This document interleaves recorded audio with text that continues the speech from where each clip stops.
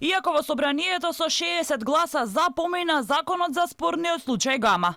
Лидерот на ВМРО ДПМН Мицковски вели за нив овој случај не е затворен. Штом дојдат на власт, планираат да го ревидираат договорот каде државата на Мак Петрол и исплаќа сума повеќе од што треба за да има целосно сопствеништво над гасоводот. Вели ке почнале и истрага за да се види како се трошеле народните пари од страна на Заев. Државата плаќа повеќе од 32 милиони евра за таа една акција која што би требало по логиката на нештата по пазарната цена да ја плати за 18 милиони евра. Тоа се дури 14 милиони евра повеќе од тоа што е пазарната цена.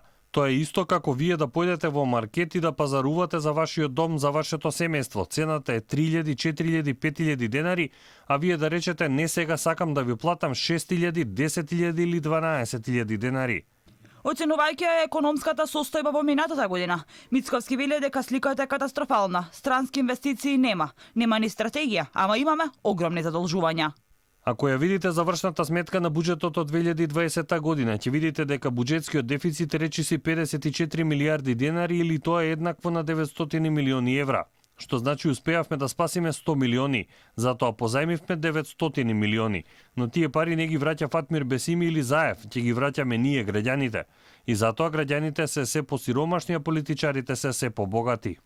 Првиот човек на опозицијата вели дека лоша е и сликата кај земјоделците, тутунарите, биле излажани од владеачката гарнитура, исто како и ризарите, лазарите, овоштарите. Тоа резултирало со пониски откупни цени, протести и револт кај земјоделците. Ова беше една навистина тешка година и тоа е резултат на немањето стратегија, на немањето визија во земјоделието. Практично и ценам дека таков тип визија и стратегија ниту пак ќе има во иднина, бидејќи не ја гледам. Ако ја погледнете и програмата на СДСМ, ќе видите дека такво нешто нема. Тоа е една бледа копија на дел од поранешните програми на ВМРО ДПМН.